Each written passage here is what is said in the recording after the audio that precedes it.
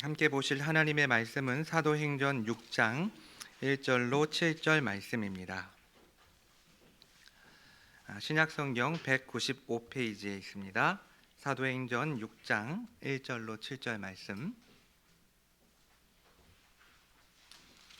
제가 한 절, 여러분이 한 절, 마지막 7절은 함께 읽도록 하겠습니다. 그때의 제자가 더 많아졌는데 헬라파 유대인들이 자기의 과부들이 매일의 구제에 빠짐으로 히브리파 사람을 원망하니 12사도가 모든 제자를 불러 이르되 우리가 하나님의 말씀을 제쳐놓고 접대를 일삼는 것이 마땅하지 아니하니 형제들아 너희 가운데서 성령과 지혜가 충만하여 칭찬받는 사람 7을 택하라. 우리가 이 일을 그들에게 맡기고 우리는 오롯이 기로하는 일과 말씀 사역에 힘쓰리라 하니 온 무리가 이 말을 기뻐하여 믿음과 성령이 충만한 사람 스데반과 또 빌립과 브로고로와 니가노르와 디몬과 바메나와 유대교에 입교했던 안디옥 사람 니골라를 택하여 사도들 앞에 세우니 사도들이 기도하고 그들에게 안수하니라. 하나님의 말씀이 점점 왕성하여 예루살렘에 있는 제자의 수가 더 심히 많아지고 허다한 제사장의 무리도 이 도에 복종하니라. 아멘. 오늘 교회다운 교회의 범위는 9장에서부터 11장까지 곧 성경이 말해주고 있는, 성경이 가르쳐주고 있는 목사, 장로, 집사, 그리고 현재 한국교회 내에서 운용되고 있는 이 권사와 서리 집사에 관한 내용입니다. 그런데 이미 각 책에서 이 각 직분들이 어떠한 사람들이 되어야 하는지, 또 어떠한 내용을 담고 있는지에 대해서 하나님의 말씀과 교리를 통해서 충분히 설명을 하고 있고, 또 지난 2016년도에 김영익 목사님께서 4번에 걸쳐서 교회와 직분 시리즈 설교를 하셨고, 또 직분자를 세우기 전에 2019년도와 2021년에 세 차례의 단편 설교를 통해서 직분 설교를 하셨습니다. 그래서 여러분들이 그 내용들을 통해서 각 직분이 어떠한 의미가 있는지 성경의 가르침과 풍성한 은혜를 누리실 수 있을 것입니다. 그래서 오늘 우리는 이 직분 때문에 일어나고 있는 실제적인 문제에 대해서 좀 생각을 해보려고 합니다. 지난 시간 우리는 이 직분이 아래로부터, 그러니까 교회를 목양하다가 어떠한 필요에 의해서 사람들이 만든 것이 아니라 위로부터, 곧 모든 구원을 완성하신 예수 그리스도께서 승천하시면서 자신의 몸된 교회를 위해서 선물로 내려주신 것이 직분이다라는 것을 정리했습니다. 자, 그렇다면 예수님께서 선물로 내려주신 직분, 예수님의 선물이죠. 그리고 이 직분에 따라 세워진 이 직분자들은 오늘날 교회에서 에베소서 4장 12절이 말씀하고 있는 것처럼 실제로 성도들을 온전하게 하여 봉사의 일을 하게 하고 그리스도의 몸을 세우고 있을까요? 그러나 안타깝게도 직분에 대한 이야기는 좋은 이야기보다는 부정적인 이야기를 들을 때가 많습니다. 자, 그렇다면 왜 이와 같은 일들이 일어나고 있는지, 그렇다면 실제로 직분이 올바르게 세워졌을 때 교회 안에 어떠한 일들이 일어나게 되는지를 오늘 본문 말씀을 통해서 함께 상고해 보려고 합니다. 오늘날 한국교회는 많은 문제점들을 안고 있고 때문에 이 불신 세상은 교회를 조롱하고 비난하고 있습니다. 자, 그렇다면 한국교회가 가지고 있는 문제점들은 무엇이고 그 원인, 그 이유는 무엇일까요? 물론 다양한 이유들, 다양한 원인들을 댈 수 있겠지만 언제나 그 문제의 중심에는 직분자가 있습니다. 실제로 교회 안에 있는 문제들을 들여다보면 새가족들이 문제를 일으키는 경우는 거의 없습니다. 설령 새가족들이 문제를 일으킨다라고 한다면 그것은 곧바로 사태가 정리가 되고 또 그 문제를 해결할 수 있을 것입니다.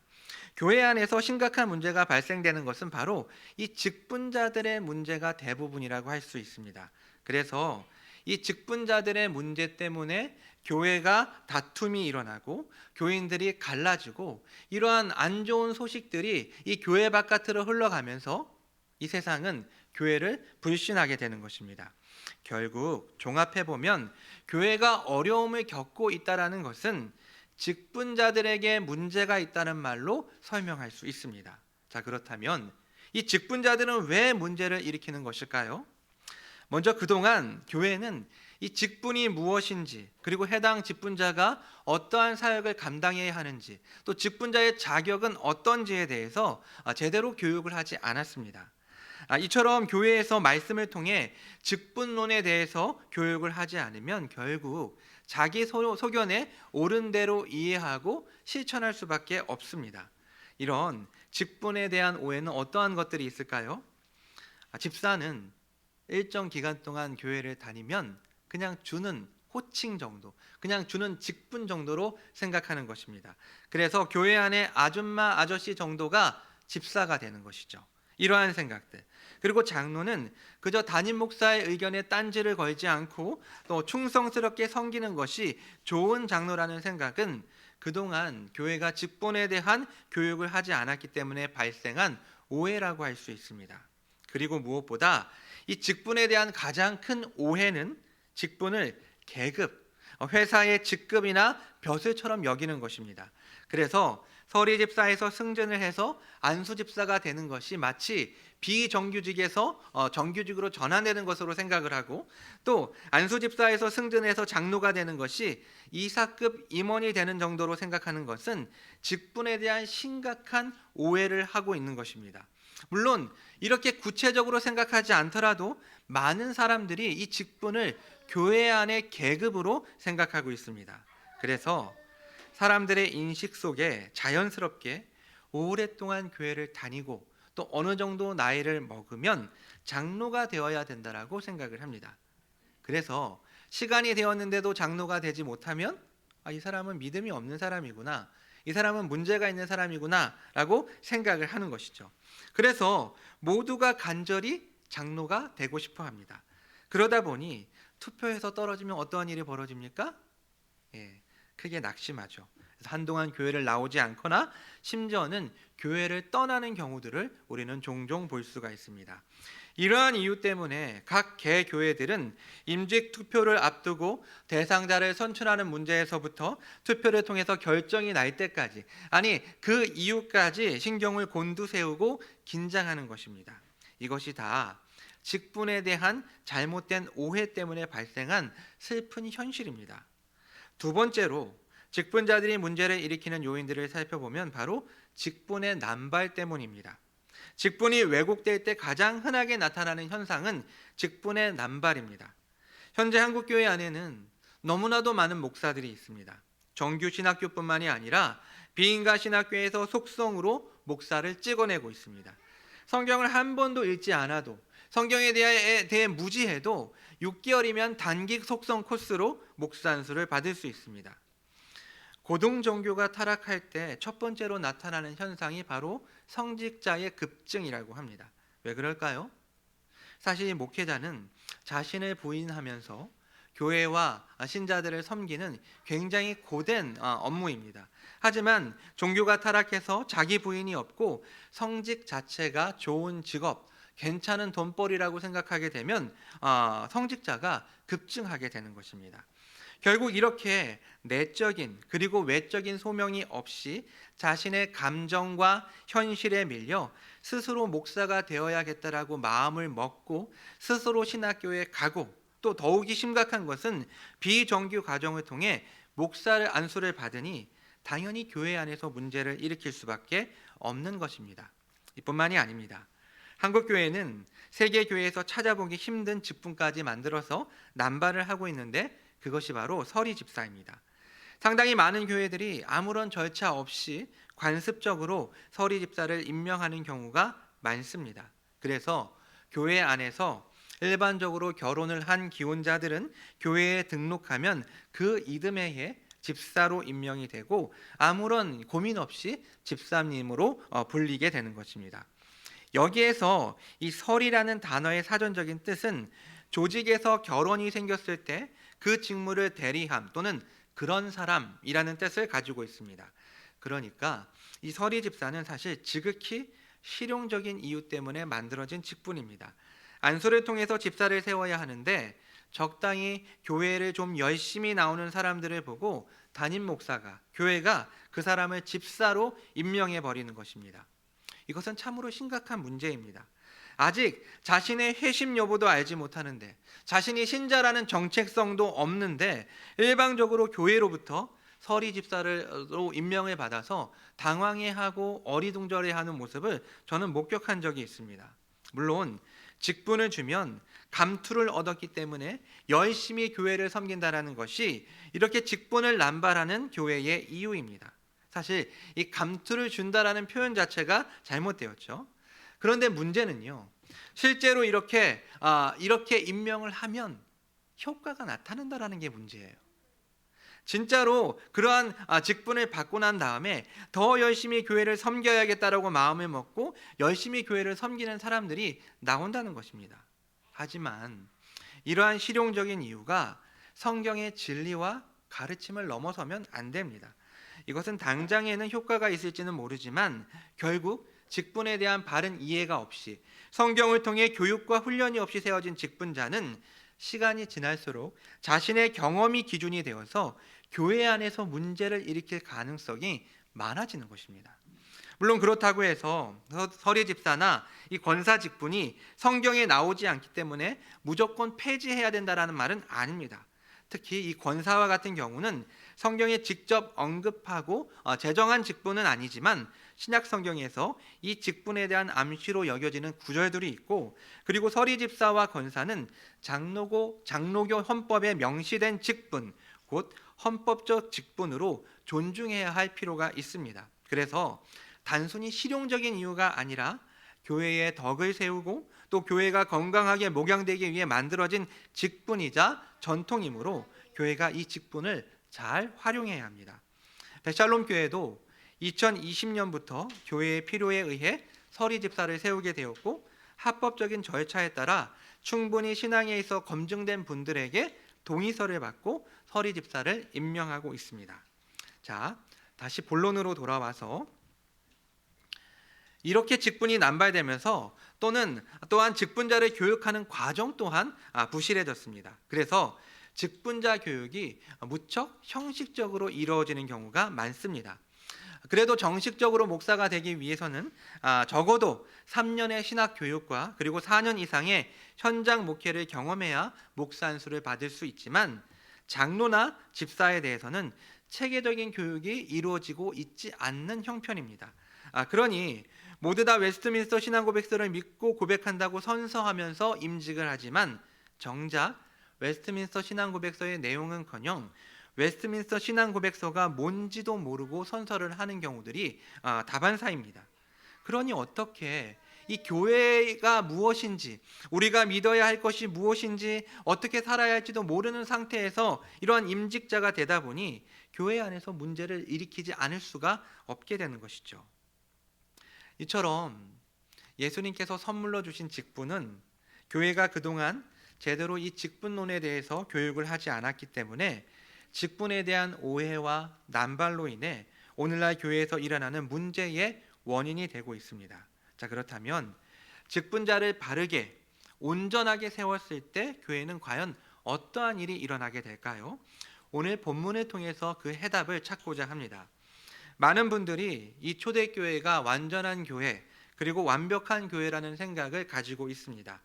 일찍이 종교개혁의 구호 가운데 하나가 초대교회로 돌아가자였고, 또 오늘날 이 주변의 교회들을 살펴보면 해마다 그 교회만의 표어를 만들어서 세우는데, 그리고 그것을 예배당 앞에 크게 플랜카드로 만들어서 붙여놓는데, 우리는 거기에서 초대교회로 돌아가자라는 이 표어를 심심치 않게 볼 수가 있습니다.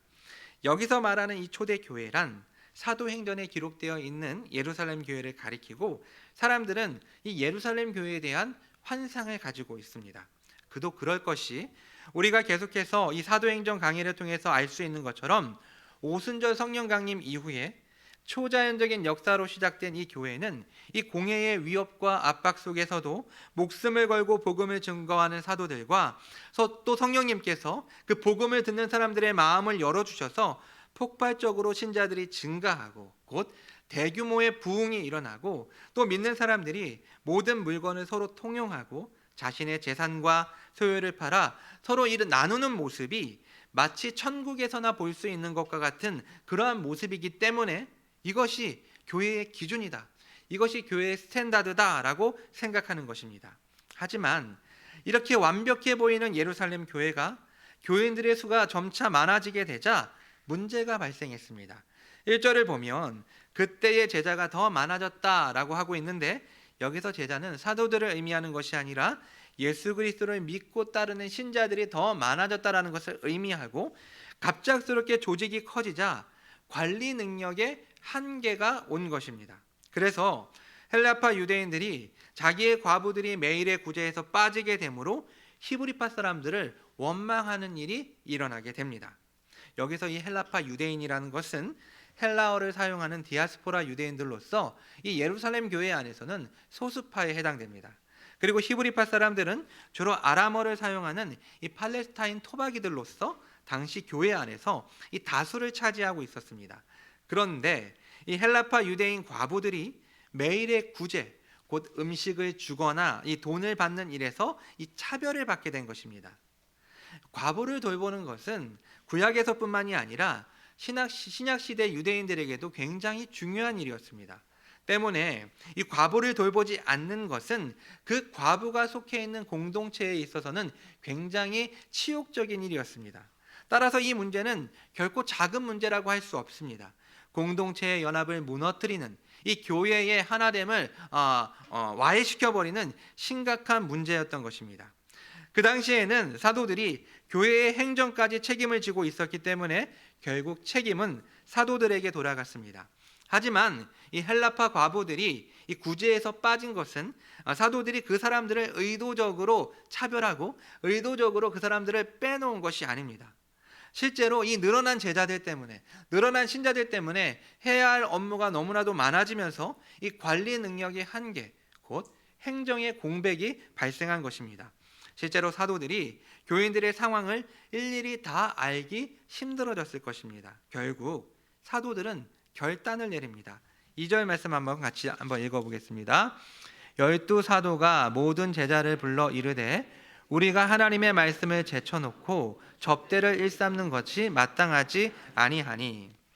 바로 이것이 초대교회에서 처음으로 직분자를 세우게 된 계기입니다. 사도들에게는 이 말씀을 전하는 일과 구제하는 일 모두 다 중요한 사역이었습니다. 하지만 우선순위에 있어서 말씀을 제쳐놓고 구제를 하는 것이 옳지 않다고 판단을 한 것입니다. 그래서 사도들은 제자들에게, 신자들에게 명령을 합니다. 3절과 4절 말씀 같이 읽겠습니다. 형제들아, 너희 가운데서 성령과 지혜가 충만하여 칭찬받는 사람 7을 택하라. 우리가 이 일을 그들에게 맡기고 우리는 오로지 기도하는 일과 말씀 사역에 힘쓰리라 하니. 자, 이런 상황에서 사도들은 사도들의 숫자를 더 증언하자고 요청하지 않았고, 또 자신들이 직접 직분자를 지명하여 뽑지 않고 구제 사역을 담당한 사람들을 너희가 선택하라고, 너희가 뽑으라고 명령을 했습니다. 사도들은 단지 몇 명을 택할지와 그리고 그 직분에 합당한 자격 요건, 곧 성령과 지혜가 충만하여 칭찬받는 사람이라고 말했을 뿐 그 어떠한 영향력도 미치지 않았습니다. 이러한 원칙은 오늘날에도 유효합니다. 성경은 우리에게 어떠한 직분이 있는지, 그 직분이 어떠한 역할을 하는지, 그 직분의 적격자가 누구인지에 대해서는 말해주고 있지만 나머지는 신자들이 기도로 주님의 뜻을 물으며 정해야 합니다. 우리 주님은 성경의 일반적인 원리 아래에서 우리가 스스로 판단하고 결정하여 교회의 문제를 해결하기 원하십니다. 이제 교인들이 투표로 7명을 선택했고 사도들이 그들에게 기도하고 안수함으로 직분자를 세웠습니다. 여기서 우리는 교회 투표에서 한 가지 중요한 점을 보게 됩니다. 직분자를 선출하는 것과 직분자를 임명하는 것은 구분되는 것이라는 것이죠. 회중에 해야 할 일은 직분자가 될 사람을 선출하는 것이고 사도들은 그 사람을 하나님 앞에서 임명했습니다. 자, 이것을 오늘날의 관점으로 적용을 한다면 교인들이 이 절차에 따라서 직분자를 택하더라도 그를 실제로 임명하시는 분은 교인들이 아니라 교회의 머리이신 예수 그리스도라는 것입니다. 사실 이 교회 안에서 이루어지는 직분자 선거는 우리가 사회에서 행하고 있는 일반 선거의 형식과 다를 바가 없습니다. 따라서 이 교회 선거에 대한 성경적인 이해가 없으면 이 직분자 선거에 대한 오해를 할 수밖에 없습니다. 교회에서의 선거는 하나님의 뜻을 묻는 행위입니다. 그리고 세상에서의 선거는 내가 뽑고 내 주권이 여기에 반영되는 행동입니다. 그래서 세상에서는 내가 뽑은 대통령이 또는 내가 뽑은 국회의원이 당선이 되면 기쁘고, 낙선이 되면 실망하고 낙심할 수 있지만 교회에서 직분자를 뽑을 때는 다릅니다. 여러분, 내가 뽑은 분이 직분자가 되면 여러분의 마음은 어떨까요? 기쁘겠죠. 당연히 내가 선택한 분이 직분자가 됐으니까.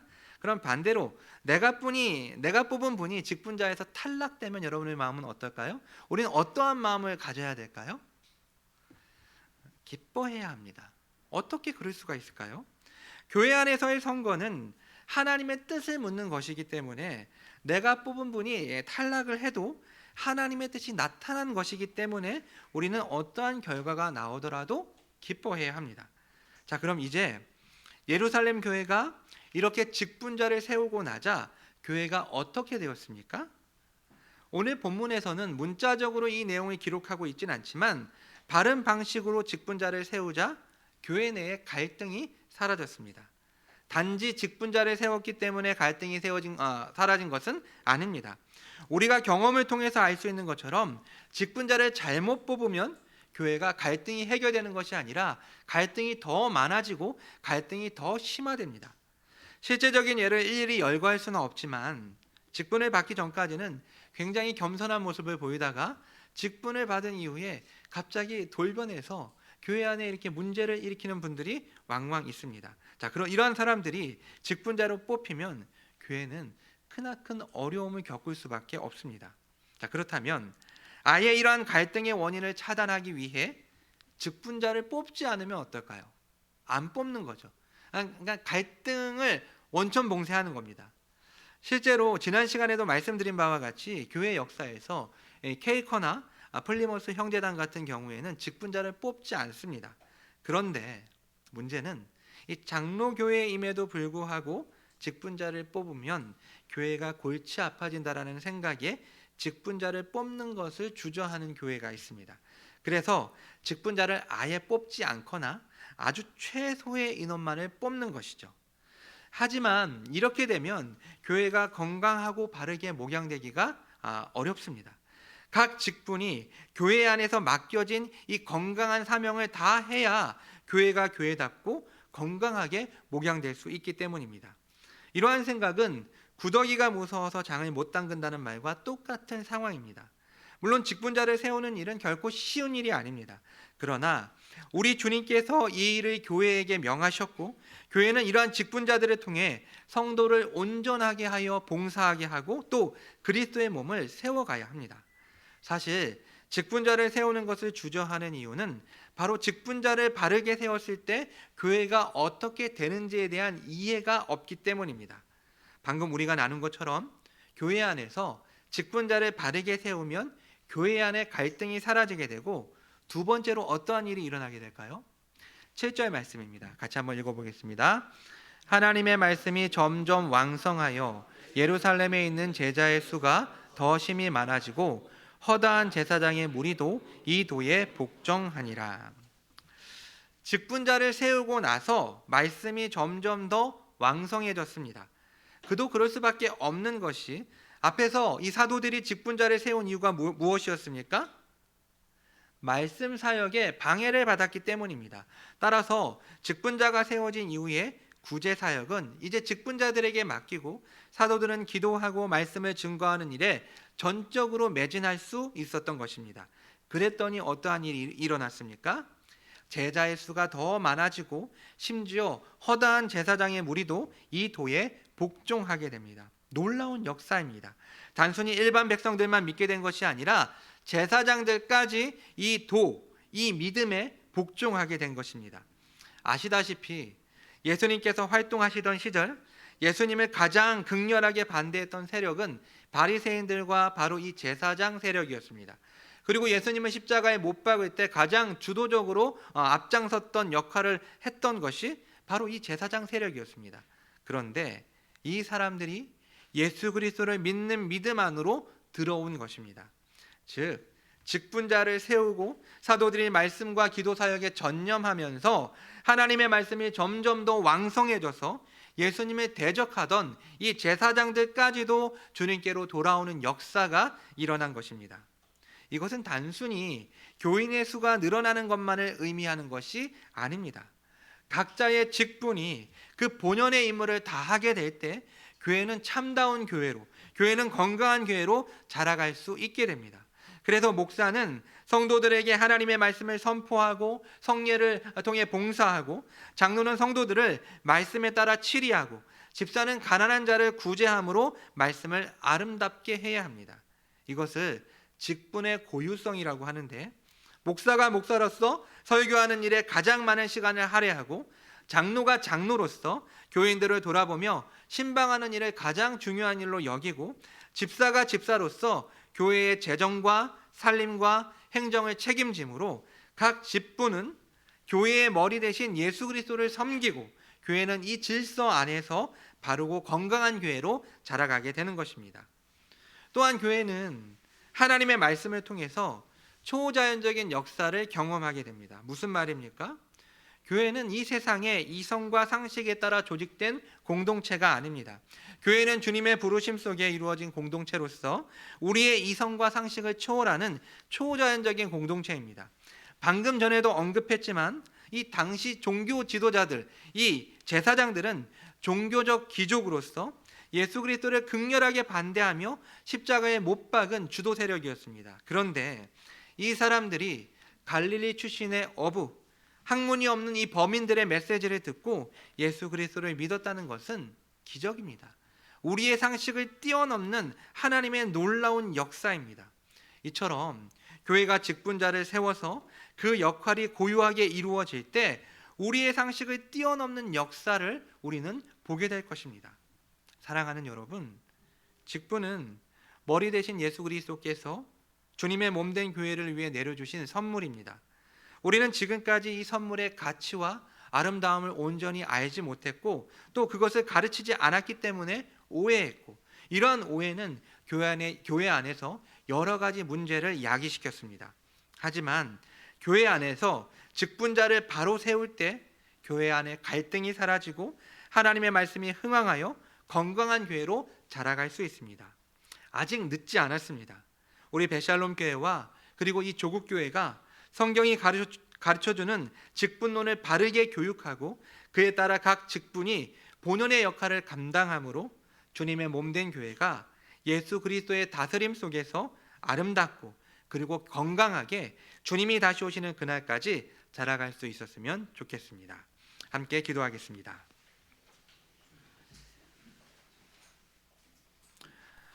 지금까지 교회는 성경에서 가르쳐주고 있는 직분론에 대해서 교인들에게 가르치지 않았기 때문에 결국 여러 가지 문제점들이 발생할 수밖에 없었습니다. 직분의 부실과 오해는 결국 교회의 타락으로, 교회의 변질로 이어질 수밖에 없습니다.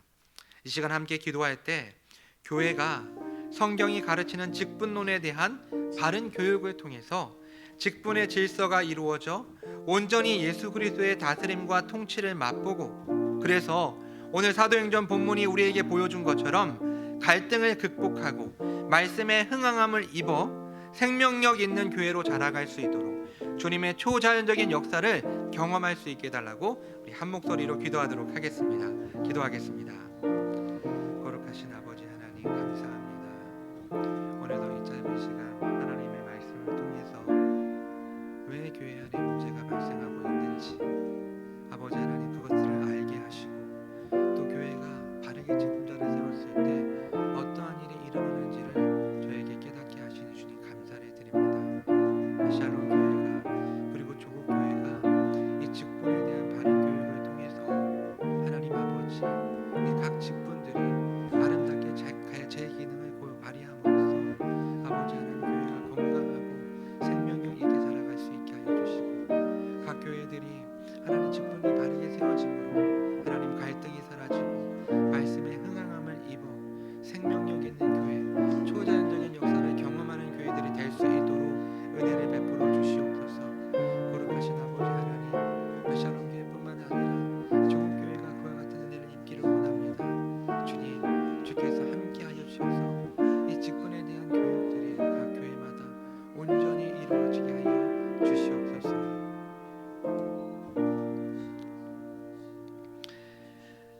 거룩하신 하나님 아버지, 주님의 몸된 교회가 직분에 대한 바른 이해 속에 각 직분이 본연의 임무를 다함으로써 교회다운 교회, 건강한 교회로 자라가기를 원합니다. 오늘 사도행전을 통해 볼 수 있었던 것처럼 바른 직분자가 세워짐으로 교회 안의 갈등이 사라지고 하나님의 말씀을 통해 놀라운 역사를 경험하는 베샬롬 교회와 조국 교회가 될 수 있도록 주께서 큰 은혜를 베풀어 주시옵소서. 이 모든 말씀 예수 그리스도의 이름으로 기도합니다. 아멘.